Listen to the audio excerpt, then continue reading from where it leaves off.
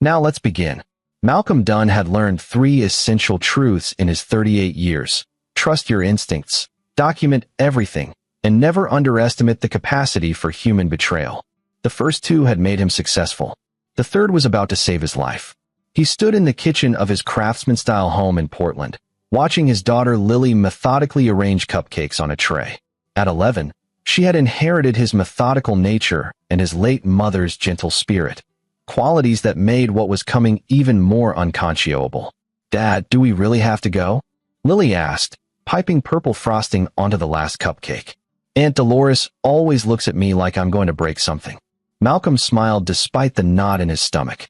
"Just a few hours, kiddo. We'll make an appearance, and then I'll take you for ice cream on the way home." "Triple chocolate? Is there any other kind?" Evelyn swept into the kitchen, her Chanel perfume preceding her like an announcement. His wife of 12 years had always been beautiful. Sharp cheekbones, glossy black hair, the kind of elegance that turned heads in restaurants. Lately, though, Malcolm had noticed how that beauty felt like armor, something she wore to keep the world at a distance. To keep him at a distance. "We're going to be late," she said, not looking at him. Mother hates when people arrive late. Malcolm caught the edge in her voice, the same brittleness that had crept into their marriage over the past 8 months. He'd first noticed it last April, right after he'd declined to invest in her brother Ryan's cryptocurrency venture. The distance had grown incrementally, missed dinners, separate bedrooms under the guise of his snoring, her phone always face down on tables. 3 months ago, his instincts had begun screaming. Small things. Evelyn's sudden interest in their financial accounts, questions about his business assets, her insistence that Lily spend more time with Constance, her mother. Larger things. Finding a consultation form from a family law attorney in her car, quickly explained away as helping a friend.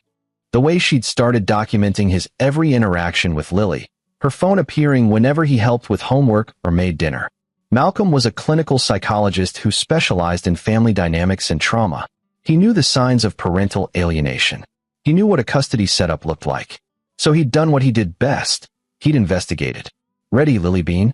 He helped her carefully pack the cupcakes. As they drove through Portland's tree-lined streets toward the Blackwell residence in the West Hills, Malcolm reviewed his mental checklist. The small recording device in Lily's bag was active. The documents were in the sealed compartment exactly where they needed to be. His attorney, Walter Luna, was on standby. Everything was positioned like pieces on a chessboard. The question wasn't whether they'd make their move tonight. Malcolm had overheard enough of the phone calls, had enough evidence to know tonight was the night. The question was whether his countermove would be enough to protect his daughter from what they'd planned. The Blackwell house was a monument to new money. All glass and steel perched on a hillside, the kind of architectural statement that screamed wealth but whispered insecurity. Ryan Blackwell had made his fortune in the early days of tech startups before transitioning to increasingly dubious ventures. Malcolm had never trusted him, and Ryan had returned the sentiment with barely concealed contempt. Dolores Blackwell opened the door, her smile sharp as cut glass. She was Evelyn's sister-in-law, married to Ryan, and had appointed herself the family's social coordinator and moral authority. Her eyes swept over Lily with an expression Malcolm had seen before in his practice, the look of someone cataloging evidence. "Evelyn, so glad you could make it." "And Malcolm?" Her tone cooled perceptibly. "Lily, sweetheart, you look lovely. Is that a new dress?" "Dad bought it for me," Lily said proudly. "How generous." Dolores's smile didn't reach her eyes. Come in, come in. Mother Constance is in the solarium." The house was full of the Trans and their circle, old Portland money mixed with new tech wealth. Malcolm recognized several faces. Hugh Kelly, Ryan's business partner, always ready with a too loud laugh and wandering eyes. Geneva Walters, Constance's oldest friend, whose opinions carried weight in the family's social hierarchy. Nicole Preston, Evelyn's cousin, who'd recently divorced and seemed to view Malcolm with predatory assessment. Constance Tran held court in the solarium like an empress surveying her domain. At 68, she maintained the imperious bearing of someone who'd married well and never let anyone forget it. Her late husband had built a commercial real estate empire. She'd inherited the crown and wielded it with precision. "Malcolm," she offered her cheek without warmth. "Still working with troubled families, I hear?" "Someone has to help them, Constance." He kept his voice pleasant, aware of the audience. Yes, well, noble work, I suppose. Though I wonder if it leaves you enough time for your own family. Her gaze drifted to Lily, who stood close to Malcolm's side. The child looks thin. Are you feeding her properly, Evelyn? Mother, please. I'm just concerned. A girl her age needs proper nutrition, proper supervision. Constance's eyes fixed on Malcolm, especially with both parents working such demanding jobs. There it was. The opening salvo. Malcolm had heard variations of this for months, subtle digs at his parenting, questions about Lily's well-being, suggestions that perhaps she needed more stability. Lily's perfectly healthy, Malcolm said evenly. Her pediatrician confirms it at every checkup. Doctors can miss things. This from Ryan, emerging from the crowd with a tumbler of bourbon. Emotional neglect doesn't show up in blood tests. The room had gone quiet, conversations tapering off as people sensed confrontation. Malcolm smiled. You're absolutely right, Ryan. Emotional neglect is insidious. It's often perpetrated by family members who use children as weapons in adult conflicts. Damages them for years. Ryan's jaw tightened, but before he could respond, Dolores called everyone to attention. Before dinner, I wanted to show everyone the new pieces from the estate auction. She gestured to a display cabinet filled with antique jewelry, emerald necklaces, diamond brooches, pieces that gleamed under the track lighting. Some of these are quite valuable. That sapphire set alone appraised at $40,000. Malcolm felt rather than saw Evelyn tense beside him. He caught Dolores's eye, saw the calculation there, and knew. This was it. The trap was being set. Beautiful pieces, Geneva Walters said, moving closer to admire them. You must be so careful with them, Dolores. Oh, I am. I keep meticulous records of every piece, photographs, appraisals. I'd hate for anything to go missing. The emphasis on the last word was slight, but deliberate. Malcolm's hand found Lily's shoulder, a protective gesture she leaned into naturally. Dinner was served on the terrace, Portland city lights spreading below them like scattered diamonds. Malcolm sat between Hugh Kelly and Nicole Preston, strategically separated from both Evelyn and Lily. His daughter was positioned at the far end of the table, surrounded by Constance, Dolores, and several other family members. Isolation. Classic manipulation tactic. I hear your practice is struggling, Hugh said, cutting into his steak. Patient retention issues? Where'd you hear that? Around. The professional community talks. Hugh's smile was slick. Must be stressful, trying to maintain appearances when the foundation's cracking. Malcolm had built his practice over 15 years. He had a waiting list of patients and a reputation for excellence. But lies, repeated often enough in the right circles, could damage even the strongest reputation. My practice is fine, Hugh, but I appreciate your concern. I'm just saying, if you needed financial help, we're family. Ryan and I have investment opportunities. I'll keep that in mind. He watched Lily across the table. She was picking at her food, uncomfortable under Constance's watchful gaze. Every few minutes, Dolores would lean over, saying something that made Lily shrink a little more into herself. After dinner, as people mingled over coffee and dessert, Malcolm made his way to Lily. She looked relieved to see him. Can we go home soon? She whispered. Soon, sweetheart. Why don't you have one of your cupcakes? You worked hard on them. I'm not hungry. Constance materialized beside them. The child needs to eat more, Malcolm. This is exactly what I mean about proper care. She's 11. Constance, not a doll you can manage. Don't you dare speak to my mother that way, Evelyn hissed, appearing suddenly. Her face was flushed, whether from wine or emotion, Malcolm couldn't tell. Then perhaps your mother should stop criticizing my parenting in front of my daughter. The confrontation was drawing attention. Perfect, Malcolm thought. Let them see who threw the first stone. Ryan stepped between them, playing peacemaker for the crowd. Hey, let's all calm down. Family dinner, right? No need for drama. But the damage was done. Malcolm could see the sympathetic looks directed at Evelyn, the disapproving glances at him. They'd been primed for this, he realized. Probably for weeks. Lily. Dolores's voice cut through the murmurs. Sweetheart, would you like to see the rest of the jewelry collection? I have some pieces upstairs that might interest you. I don't think, Malcolm started. Oh, let her go. Constance interrupted. For heaven's sake, Malcolm, must you control every aspect of the child's life? Lily looked at him, uncertain. He gave her a slight nod. This was it. The moment everything had been building toward. It's okay, Lily. Go ahead.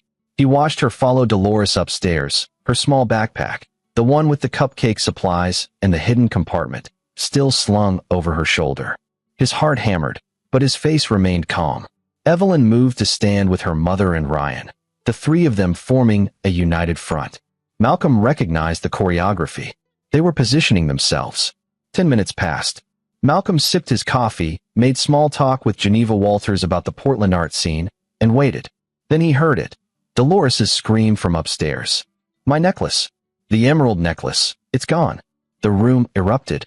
People rushed toward the stairs as Dolores descended, her face a mask of distress. Behind her, Lily appeared, looking terrified. I left it on the dresser when I was showing Lily the collection, Dolores said, her voice breaking perfectly. We were only looking at the pieces downstairs, and now.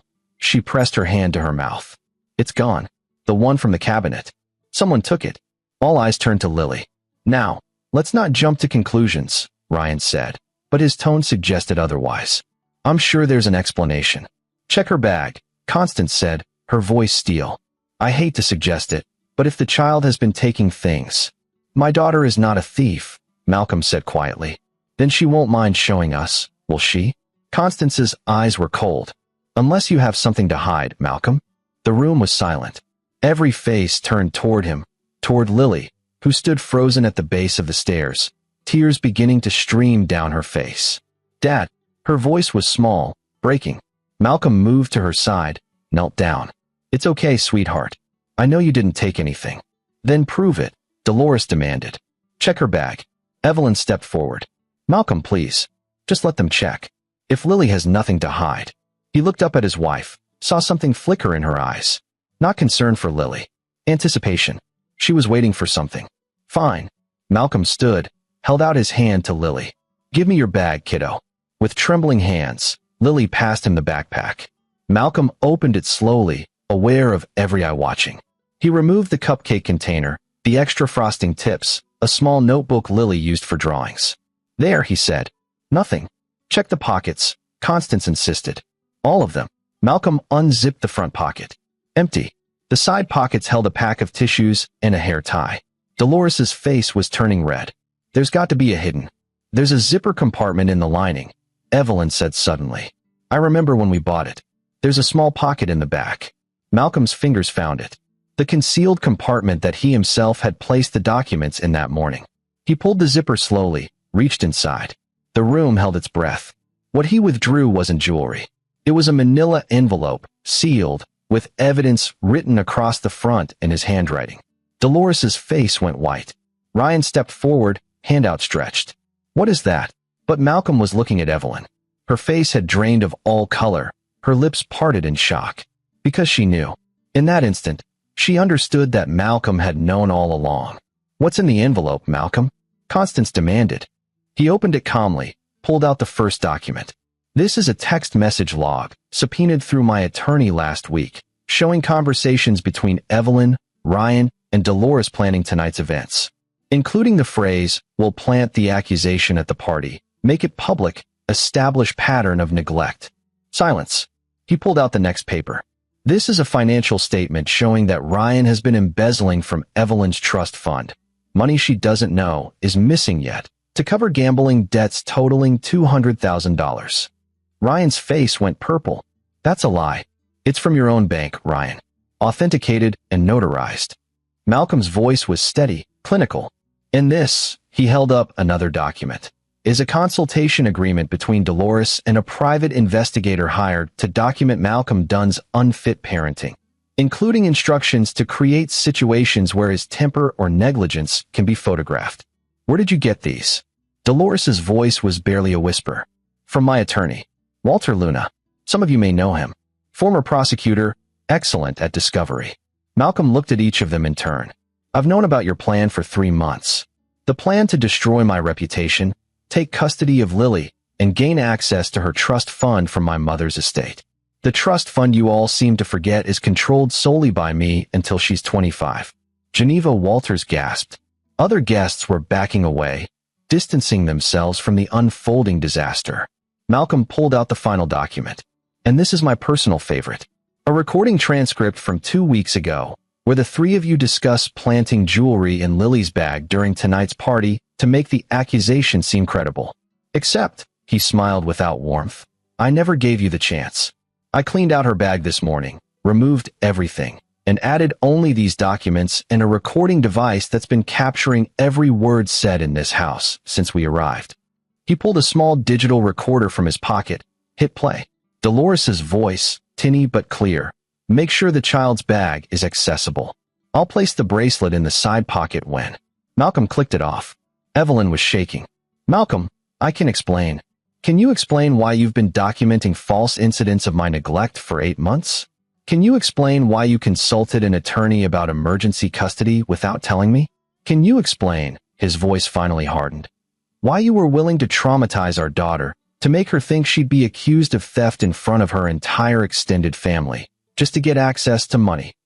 It's not about money, Evelyn said, but her voice lacked conviction. Then what? Malcolm picked up Lily, who wrapped her arms around his neck. What was worth this? Constance found her voice. You've always been controlling, Malcolm. Always trying to keep Evelyn from her family. I've spent 12 years attending every family function, every holiday, every birthday. I've been polite to people who've looked down on me for not coming from money, for working a noble but poor profession. I've endured your insults and your manipulations because I loved Evelyn. He looked at his wife. Loved. Past tense. You can't prove any of this, Ryan blustered. Fake documents. Try me. Malcolm's smile was cold. My attorney has copies of everything. So does my accountant. So does Child Protective Services, along with a formal complaint about attempted custodial interference. And so does the State Bar, regarding Dolores's attempt to hire someone to manufacture evidence against a licensed psychologist. The room was deathly silent. But here's what's going to happen, Malcolm continued, his voice calm again. I'm taking my daughter home. Tomorrow, Evelyn, you'll find divorce papers on your lawyer's desk. The terms are simple. I get full custody. You get supervised visitation, pending a psychological evaluation. You sign away any claim to Lily's trust fund, and you don't contest the divorce. In exchange, I don't pursue criminal charges for conspiracy to commit fraud, child endangerment, and attempted extortion. You can't, Evelyn started. I can, and I will, unless you agree to my terms. He paused. Ryan, you'll want to contact your own lawyer about the embezzlement. I've already notified the trustee of Evelyn's fund. And Dolores, whatever you paid that investigator, ask for a refund. He's been working for me for the last month, documenting your activities. Malcolm walked toward the door, Lily still in his arms. The crowd parted like water. At the threshold, he turned back. I gave you all the benefit of the doubt for years. I ignored my instincts because I wanted to believe family meant something. But you taught me a valuable lesson tonight. What's that? Constance asked, her voice bitter. That the most dangerous people are the ones who hide behind the word family, while stabbing you in the back. He looked at Evelyn one last time. Goodbye, Evelyn. Walter will be in touch. He walked out into the Portland night, Lily's arms tight around his neck, and didn't look back. The following weeks moved with the brutal efficiency of a well-executed plan. Walter Luna was a bulldog in Armani suits, and he went after Evelyn's legal team like a man possessed. The evidence Malcolm had compiled was overwhelming. Not just the text messages and financial records, but months of documentation showing the systematic attempt to isolate Lily from him and build a false case for his unfitness as a parent. Malcolm had been thorough. Security camera footage from their home showing Evelyn coaching Lily to say negative things about him. Email chains between Constance and a family court judge, a casual acquaintance, discussing Malcolm's case before it had even been filed. Phone records showing hundreds of calls between the conspirators in the months leading up to the party. But the most damning evidence came from the investigator Dolores had hired, a man named Sean Shun who'd been playing both sides from the start. Shun had approached Malcolm 6 weeks into his engagement with Dolores, uncomfortable with what he was being asked to fabricate. She wanted me to get photos of you losing your temper with Lily, Shun had explained in Malcolm's office. Said to provoke situations, maybe follow you to the park, bump into you, get a reaction. When I said I don't manufacture evidence, she offered me double. That's when Malcolm had made Shun a better offer. Help expose the entire conspiracy, and Malcolm would ensure he was well compensated and protected from any legal blowback. Chun had worn a wire to every subsequent meeting with Dolores and Ryan. The recordings were meticulous, detailed, and utterly incriminating.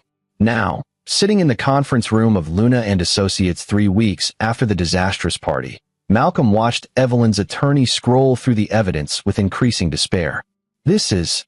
The attorney, a silver-haired woman named Jacqueline Fitzpatrick, shook her head. Mrs. Dunn, I need to speak with you privately. They excused themselves. Walter leaned back in his chair, permitted himself a small smile. That's the sound of surrender. Think she'll take the deal? She'd be insane not to. The alternative is criminal prosecution and public humiliation. Walter sorted through his files. Plus, I've done some digging into Ryan's situation. The embezzlement is worse than we thought.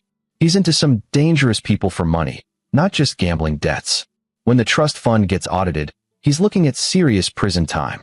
20 minutes later, Jacqueline and Evelyn returned. Evelyn's face was blotchy, her carefully applied makeup streaked with tears. She couldn't meet Malcolm's eyes. My client agrees to the terms, Jacqueline said stiffly. All of them, Walter pressed. All of them. The signing took another hour. Evelyn's hand trembled as she put pen to paper, signing away her custody rights, her claim to Lily's trust, her position in their shared life. Malcolm watched without satisfaction or vindication. He felt nothing but a distant, clinical observation of a process completing. When it was done, Evelyn finally looked at him. I never wanted to hurt Lily. But you were willing to. Malcolm's voice was quiet. That's what I can't forgive. Not the conspiracy, not the betrayal, not even the attempt to steal from her trust fund. But you were willing to traumatize our daughter, to make her feel like a criminal, to use her as a weapon. That's who you became. It wasn't my idea. Don't. He held up a hand. Don't blame your family. You're an adult, Evelyn. You made choices. Own them. She left without another word. Walter began packing up his files. There's still the matter of Ryan and the embezzlement. The trustees want to prosecute. Let them, Malcolm said. He earned it. And Constance? Dolores? Malcolm considered. Constance has enough public embarrassment. Her social circle knows what happened. That's punishment enough for someone like her. But Dolores? He thought of the woman who'd been willing to plant evidence on a child. Make sure the state bar knows about her attempt to manufacture evidence. She may not be a lawyer, but she was conspiring with one. Let her professional reputation burn. Walter nodded approvingly. Scorched earth. I like it. Not scorched earth, Malcolm corrected. Justice. There's a difference.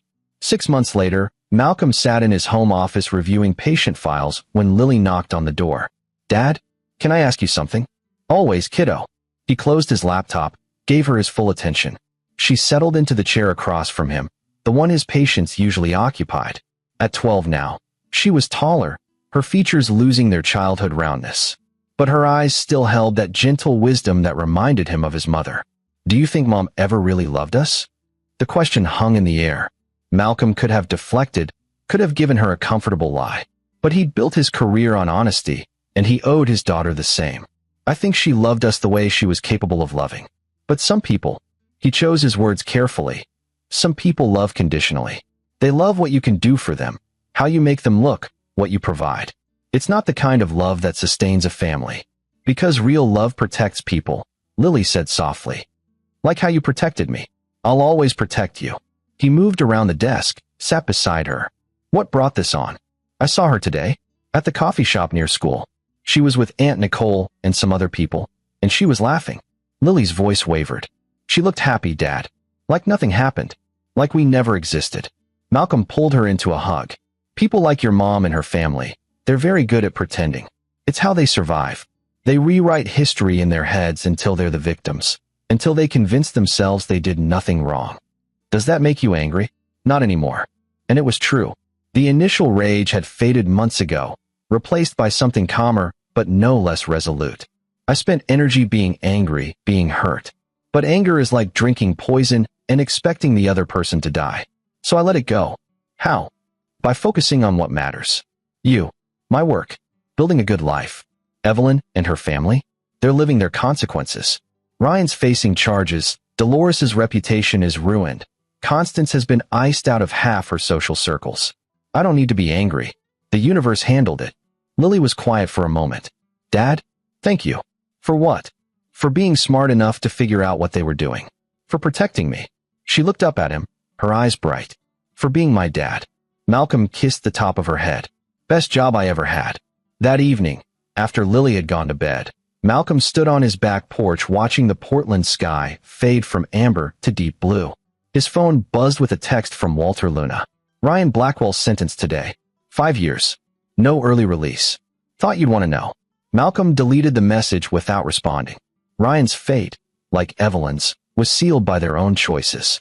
He felt no triumph in it, only the quiet satisfaction of knowing Lily was safe.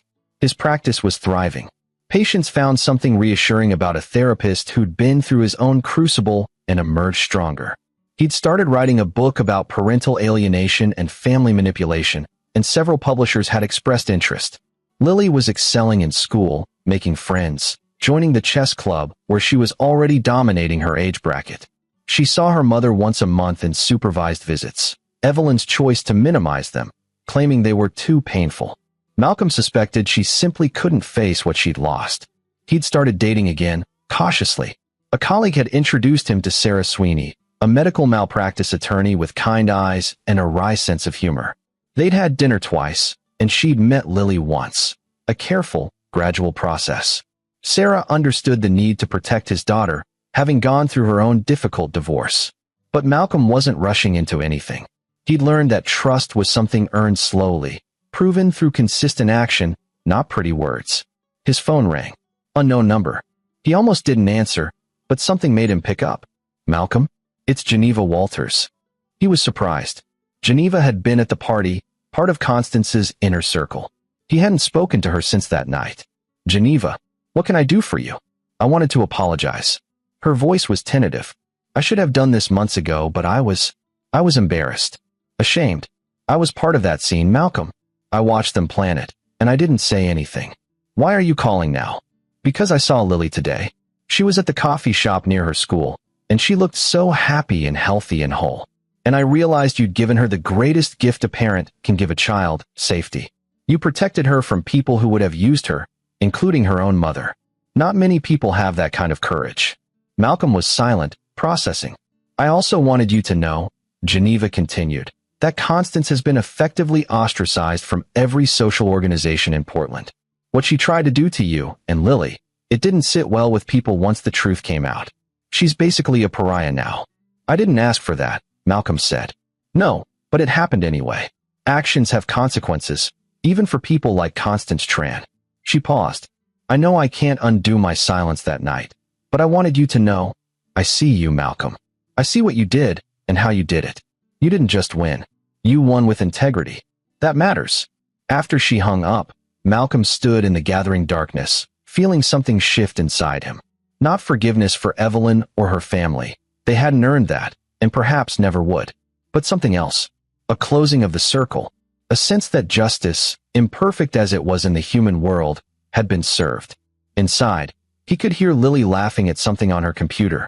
The sound filled the house, chased away shadows. Malcolm Dunn had learned a fourth essential truth, that sometimes the best revenge isn't destruction, but simply living well. Building a life so good, so solid, so filled with genuine love and joy that the people who tried to tear you down become irrelevant. He went back inside, closed the door on the past, and went to see what his daughter was laughing about.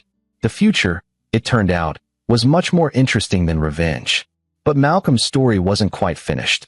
3 months after Geneva's call, a new wrinkle appeared. Malcolm was in his office between patients when Walter Luna called, his voice urgent. We have a problem. Evelyn's filed a motion to revisit the custody arrangement. Malcolm went cold. On what grounds? She claims to have new evidence that you coerced her into signing the original agreement. She's alleging duress, saying you threatened her with false criminal charges to force her surrender. That's insane. Everything we had was legitimate. I know, but she's hired new counsel. Benjamin McClure. Malcolm whistled low. McClure was notorious, a scorched-earth litigator who specialized in high-conflict custody cases and didn't care about truth, only winning. If he was involved, someone was funding this. Evelyn couldn't afford him on her own. Who's backing her? Malcolm asked. Working on finding out. But Malcolm, McClure doesn't take cases he doesn't think he can win. He must have something, or think he has something. After hanging up, Malcolm sat in the gathering silence of his office. Through the window, he could see the Portland rain beginning to fall, drops streaking the glass like tears. They weren't done. The Tran family, or whoever was behind this, wasn't finished trying to take Lily from him. Fine, Malcolm thought. Neither am I. He pulled out his laptop and began making calls. First to Sean Chun, the investigator who'd helped him before. Then to a forensic accountant he knew who specialized in tracking money. Then to a colleague who worked in tech security. If someone was funding Evelyn's new legal assault, Malcolm would find out who. And why. The answer came faster than he expected. You're going to love this, Sean Chun said 3 days later, spreading files across Malcolm's dining room table after Lily had gone to bed. The money from McClure's retainer? It came from a shell corporation called Tran Family Holdings. But that's not the interesting part. What's the interesting part? Tran Family Holdings is owned by a holding company in the Cayman Islands, which is owned by another shell company, which eventually traces back to Hugh Kelly. Malcolm frowned. Ryan's old business partner? I thought he distanced himself after Ryan got arrested. Publicly, yes. But here's where it gets juicy. Chin pulled out another file. Hugh and Ryan were involved in more than just legitimate business. I've been digging into their crypto venture. The one you declined to invest in? It was a scam. A Ponzi scheme that collapsed 6 months ago, right around when Ryan got sentenced. Let me guess. Investors want their money back. Investors want someone's head on a pike. And with Ryan in prison, Hugh needs a scapegoat. Or, Chin smiled, a new source of funds to repay the victims and avoid prosecution himself. Lily's trust fund. Bingo. It's worth $12 million, right? More than enough to satisfy the defrauded investors and leave Hugh with a comfortable cushion. But to access it, they need custody of Lily, which means Evelyn needs to get custody back from you. Malcolm felt ice crystallize in his veins. So they're using Evelyn to try to regain access to my daughter's money. And she's either too desperate or too stupid to realize she's being used again. Chin leaned back. There's more. McClure has been quietly deposing people who were at the party. He's trying to build a narrative that you orchestrated the whole thing, that you planted the evidence yourself and manipulated events to make Evelyn look bad. That's partially true, Malcolm admitted. I did orchestrate the reveal, but only to expose what they were actually planning. I know, you know, but in court, with the right spin, it could look like entrapment, like you manufactured a crisis to steal custody. Malcolm stood, paced to the window. Rain continued to fall. The city lights blurred and soft beyond the glass. What would you do? He asked quietly. Chin considered. McClure is expensive, but he's not creative. He follows a playbook. He'll try to paint you as controlling and manipulative, Evelyn as a victim of coercive control. He'll minimize her role in the conspiracy, claim she was pressured by her family. He'll argue that you've alienated Lily from her mother. So we need to prove Evelyn is actively conspiring with Hugh Kelly, which won't be easy. She's smart enough to know her communications might be monitored. Chin pulled out his phone, scrolled through something. But Hugh isn't as careful. I've been tracking his movements. He's been meeting regularly with someone at a downtown hotel. Always the same room, always pays cash. Who? Can't confirm yet. But I can find out. Chin's smile turned predatory. How far are you willing to go? Malcolm thought of Lily, asleep upstairs, dreaming whatever dreams 12-year-olds had. He thought of the past 6 months of stability, of watching her blossom without the weight of adult conspiracies on her shoulders. He thought of Evelyn, so willing to sacrifice their daughter's well-being for money. As far as it takes, he said. The surveillance took 2 weeks. Sean Chun was thorough, professional, and patient. He documented Hugh Kelly's meetings, tracked his communications, and built a file that would have impressed federal prosecutors. The woman Hugh was meeting wasn't Evelyn. It was Nicole Preston, Evelyn's cousin, the one Malcolm had noticed looking at him with predatory interest at the party. They're having an affair, Chin explained, showing Malcolm the photographs. But that's not the interesting part. What is? Nicole is the one who's actually orchestrating this. She's smarter than Hugh, and she's the real connection to Evelyn. They're cousins, but they're also best friends. Nicole's the one feeding Evelyn the strategy, telling her what to say to McClure. Chin pulled up bank records. Nicole also has her own financial problems. Messy divorce, bad investments. She's in debt to the tune of $300,000. Hugh promised her a cut of the trust fund if they can get custody for Evelyn. So Nicole manipulates Evelyn. Hugh funds the legal battle, and McClure provides the legal muscle. Exactly. And here's the best part. Nicole's been recording her conversations with Evelyn. Insurance policy, probably, in case things go south. But she's storing them in a cloud account that uses embarrassingly weak security. Malcolm looked at his investigator. You accessed her account. I did not, Chen said primly. That would be illegal. But someone who uses password 123 as their password shouldn't be surprised if their data becomes publicly accessible due to security vulnerabilities. He handed Malcolm a USB drive. Everything you need is on here. Conversations where Nicole coaches Evelyn on what to tell McClure. Discussions about how to split the trust fund. Plans to isolate Lily from you once they regain custody. Malcolm plugged the drive into his laptop. Listened to the first recording. Nicole's voice, bright and encouraging. You just need to seem sympathetic, Ev. Cry a little. Talk about how Malcolm controlled you, made you afraid. McClure will eat it up. Judges love the abused wife narrative. Evelyn's voice, uncertain. But that's not what happened. Malcolm never. Does it matter? Do you want your daughter back or not? Do you want to fix your life? Because this is how you do it. You tell the story that gets you what you need. Malcolm's hands clenched into fists. The recordings went on. Hours of them. Nicole and Hugh discussing the trust fund like it was already theirs. Making plans for what they'd do with the money. Laughing about how easy Malcolm would be to discredit because he's too ethical to fight dirty. The final recording was dated 3 days ago. Nicole's voice was sharp, frustrated. Benjamin says we need something more concrete. Something that makes Malcolm look dangerous. We need an incident. Hugh, what kind of incident? I don't know. Maybe Lily says something at a visit? Maybe she tells Evelyn she's afraid of him? We stage something. No. Evelyn's voice, firm. I'm not scaring Lily. I'm not making her afraid of Malcolm just to win a case. Then you're going to lose, Nicole snapped. And stay broke. And alone. Is that what you want? Silence. Then Evelyn, quietly. I just want my daughter back. Then do what needs to be done. Malcolm stopped the recording, sat in the darkness of his office. The rage he'd thought he'd let go of came roaring back, hot and bright and consuming. They were going to use Lily again. Try to frighten her, manipulate her, make her doubt the one parent who'd protected her. Not while he had breath in his body. Walter Luna listened to the recordings with increasing satisfaction. This is good. Better than good. This torpedoes their entire case. How do we use it without revealing Chen accessed Nicole's account illegally? We don't use it directly. We do something better. Walter's smile was sharp. We let them use it against themselves. The plan was elegant in its simplicity. Malcolm would feed false information to Nicole through a controlled source, someone Nicole trusted, but who was actually working for Malcolm. That information would be designed to make Nicole overplay her hand, to get her to make a move that would expose the conspiracy without Malcolm having to reveal the recordings. The controlled source was Geneva Walters. When Malcolm had called her, explained the situation, she'd agreed immediately. I owe you this, she'd said. And frankly, I'm disgusted by what they're trying to do. Using a child like that, it's monstrous. Geneva was perfect. She was still connected to the Tran family social circle, still had coffee occasionally with Nicole. She was above suspicion.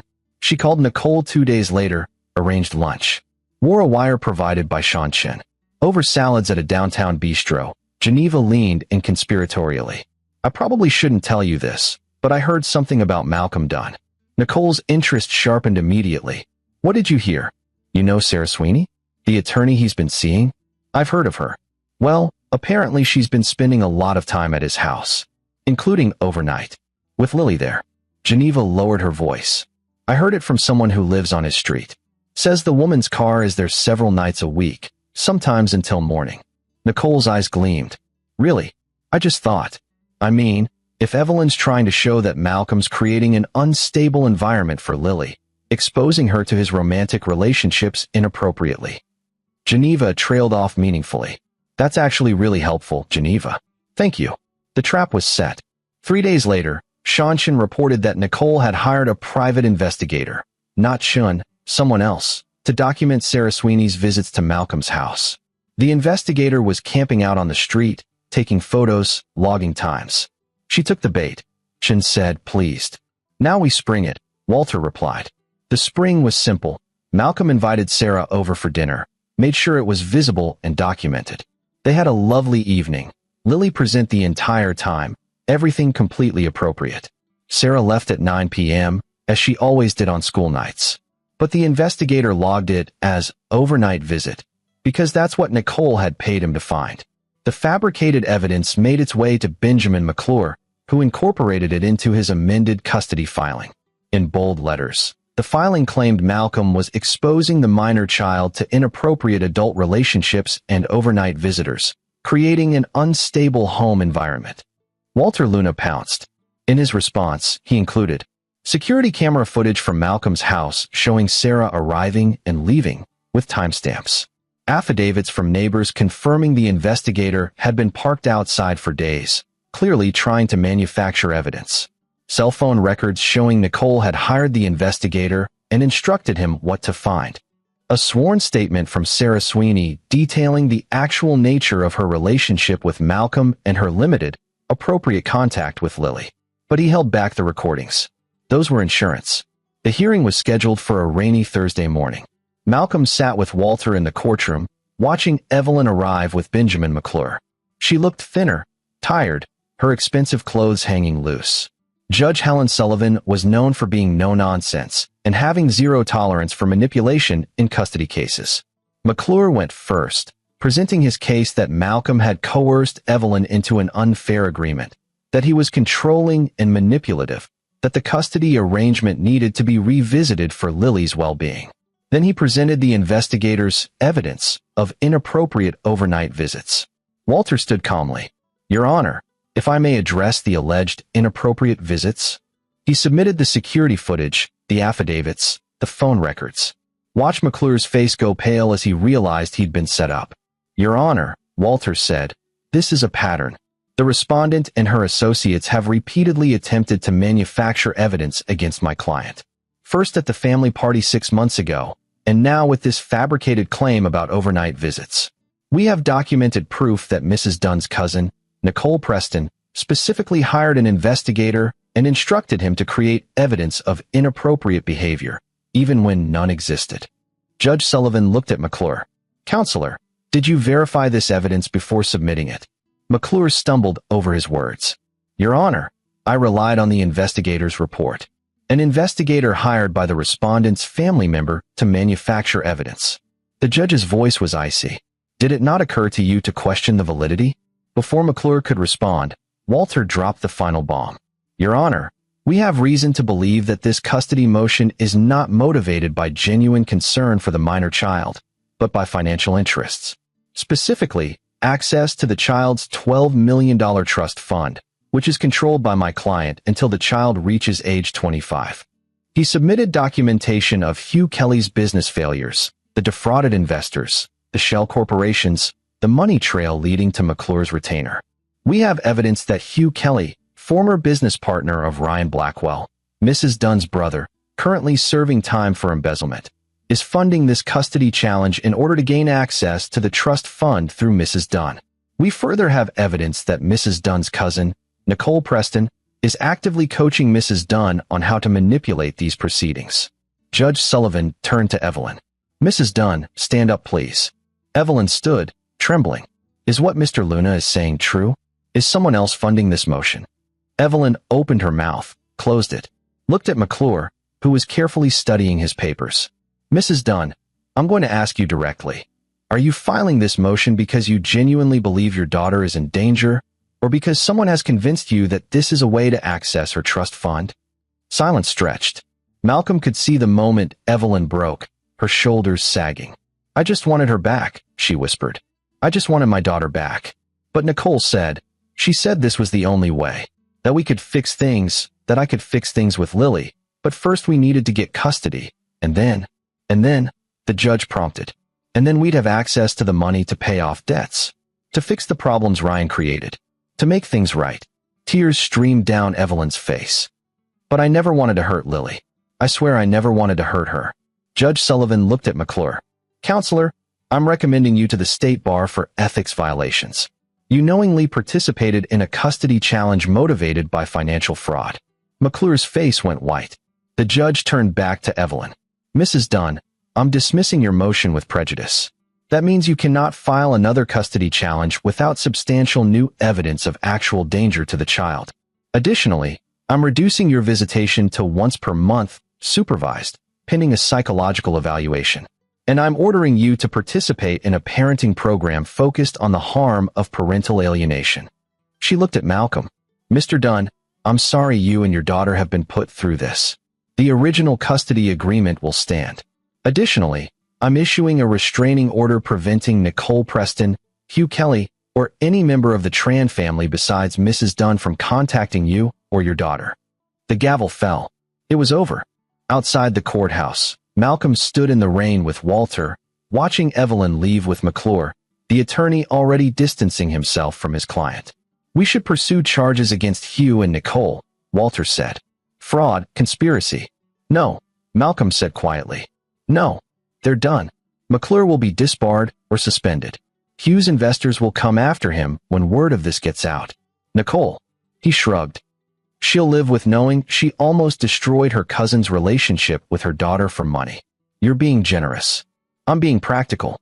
More legal battles mean more time in court, more exposure for Lily, more years of this hanging over our heads. Malcolm watched the rain fall. I won. They lost. That's enough. Walter clapped him on the shoulder. You're a better man than me. No, I'm just a man who wants to go home to his daughter and move on with his life. That evening, Malcolm sat with Lily in their living room. She'd been anxious all day, knowing the hearing was happening, understanding in her 12-year-old way that her future was being decided. We won, Malcolm told her. Everything stays the same. You're safe. Lily threw her arms around him, and Malcolm held his daughter close, feeling the tension drain from her small body. Did Mom try to take me away again? She asked, voice muffled against his chest. She tried, but she wasn't doing it for the right reasons, and the judge saw that. Do you think she'll ever just want to be my mom? Without all the other stuff? Malcolm pulled back, looked into his daughter's eyes. I don't know, sweetheart. I hope so. But even if she doesn't, even if she can't be the mother you deserve, you're going to be okay. Because you've got me, and I've got you. And that's enough. That's enough, Lily agreed, and settled back against him. They sat in comfortable silence, watching the rain through the window, the city lights beginning to glow in the gathering dusk. Malcolm's phone buzzed. A text from Sean Shun. Hugh Kelly just filed for bankruptcy. Nicole Preston's husband is filing for divorce and subpoenaed her financial records. Thought you'd want to know. Also, Geneva Walters says hi and she's proud of you. Malcolm smiled, deleted the message. Another text came in, this one from Sarah Sweeney. Heard you won. Dinner tomorrow to celebrate. My treat. Lily, welcome, of course. He typed back, we'd love that. Thank you. Who's that? Lily asked. Sarah. She wants to take us to dinner tomorrow to celebrate. I like Sarah. She's nice. And she doesn't treat me like I'm a baby or a trophy. High praise, Malcolm said, ruffling her hair. Dad. Yeah. I'm glad you're my dad. I'm glad you're the one who wanted me. Malcolm's throat tightened. I'm glad too, kiddo. Gladder than you know. They ordered pizza, watched a movie, and Malcolm tucked Lily into bed at 10 o'clock, kissing her forehead the way he'd done since she was born. Sweet dreams, Lily Bean. Sweet dreams, Dad. He closed her door, stood in the hallway of his home, and breathed in the quiet peace of safety. Of battles won not through destruction, but through truth. Of justice served through patience and preparation.